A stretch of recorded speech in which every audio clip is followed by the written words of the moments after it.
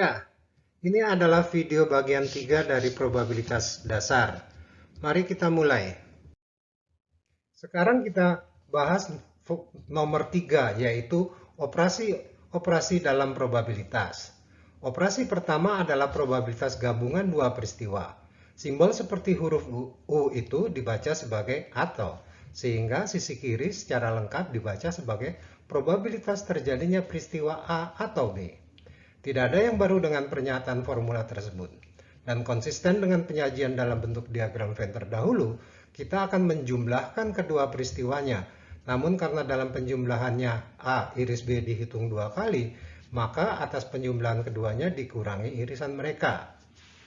Ya, suku terakhir dari formula tersebut dibaca sebagai probabilitas A iris B. Operasi kedua sesungguhnya merupakan bentuk khusus dari yang pertama, yaitu ketika B-nya itu adalah komplement dari A. Formulanya sesungguhnya sama, namun sekarang irisan A dan komplement A menghasilkan himpunan kosong, sehingga probabilitasnya 0. Dan jumlah peristiwa A dan komplementnya membentuk seluruh kemungkinan hasil, sehingga probabilitasnya adalah 1 atau pasti terjadi. Yang ketiga, dibaca sebagai probabilitas A dengan syarat B, merupakan rasio dengan penyebut adalah probabilitas B. Di sini probabilitas B terjadi terlebih dahulu, barulah terjadi peristiwa A. Jadi peristiwa A terjadinya bukan di dalam ruang sampel S, melainkan di dalam B. Secara diagram Venn dapat dinyatakan seperti itu. Apabila probabilitas A tanpa embel-embel dengan syarat B, maka nilainya adalah keseluruhan bidang bernuansa merah relatif terhadap ruang sampel S berwarna kuning. Namun karena telah terjadi B, maka ruang sampelnya menyempit hanya pada B, lingkaran berwarna biru. Sehingga dapat dilihat bahwa probabilitasnya adalah rasio antara irisan A dan B yang berwarna merah muda relatif terhadap lingkaran biru dari B. Selanjutnya ada aturan 3B, yaitu probabilitas B dengan syarat A. Ini kebalikan yang sebelumnya. Di sini peristiwa A terjadi lebih dahulu, baru diikuti oleh terjadinya peristiwa B. Perhatikan bahwa sekarang rasionya mempunyai penyebut probabilitas A, sehingga kita bisa menyimpulkan bahwa pada probabilitas bersyarat, terdapat rasio dengan pembilang adalah irisan keduanya dan penyebut adalah yang menjadi persyaratan. Hal ini akan diperjelas ketika kita membahas probabilitas bivariat pada subtopik berikutnya. Jadi ada kata kunci, yaitu bahwa persyaratan itu membatasi ruang sampel. Pada situasi dengan syarat A, maka ruang sampelnya dibatasi hanya di dalam A.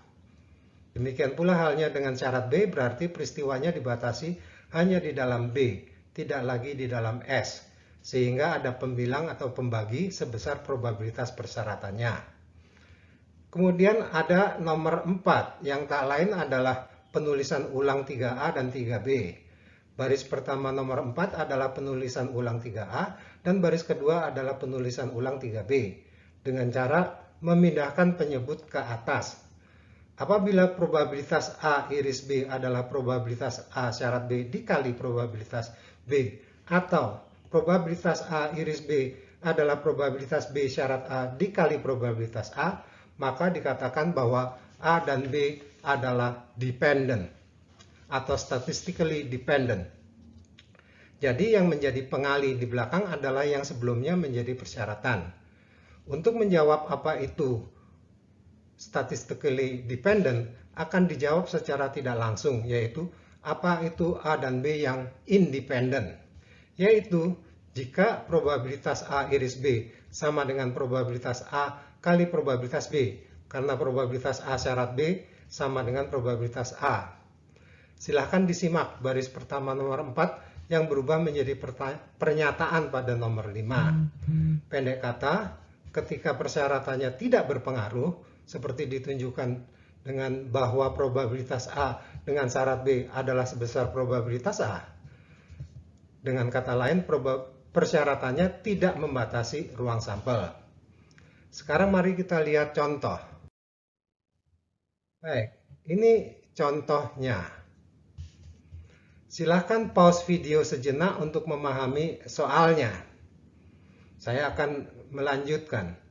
Jadi begini analisis soalnya. Misalkan mendaftar untuk kelas membaca adalah peristiwa A. Misalkan mendaftar untuk kelas matematika praktis adalah peristiwa B. Silahkan dicermati, ada 40% yang mendaftar mengikuti kelas membaca dan 50% mendaftar kelas matematika. Jadi dengan konsep frekuensi relatif, probabilitas A adalah 0,4 dan probabilitas peristiwa B adalah 0,5.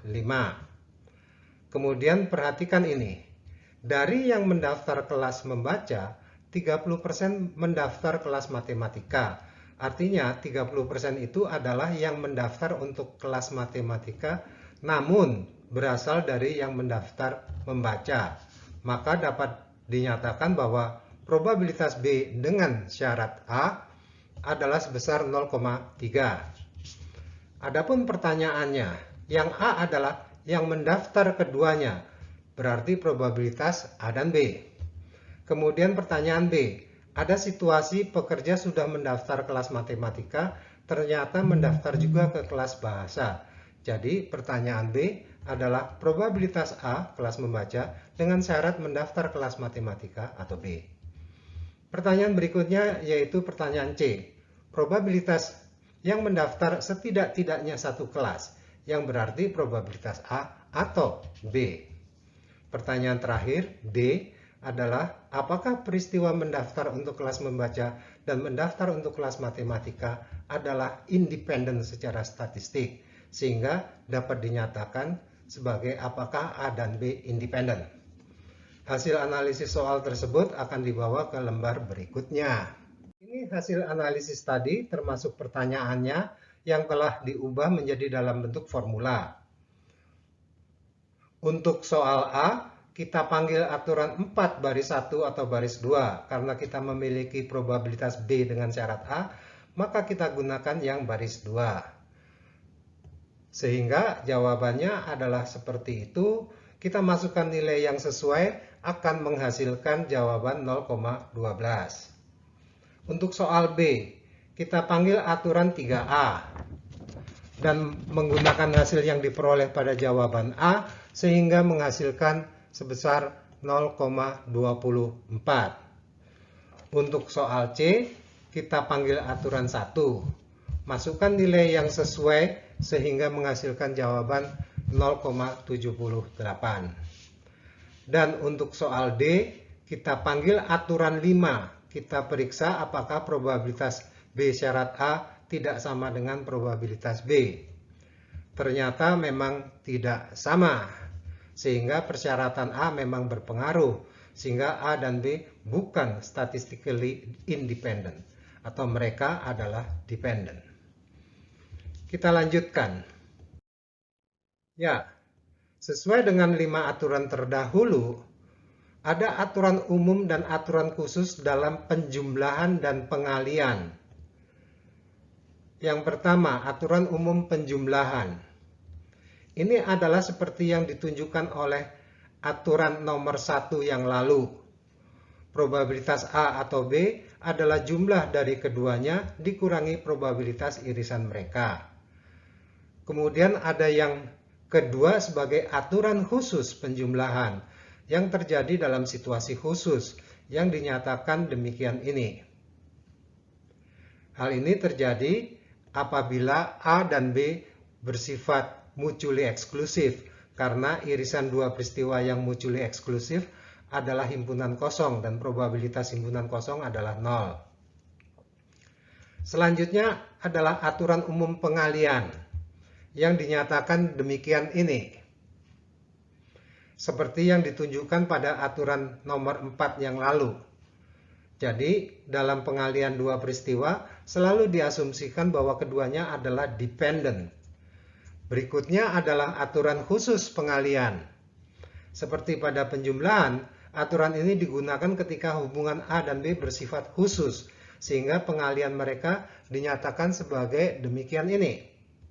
Ya, ini terjadi ketika hubungan antara A dan B adalah independen.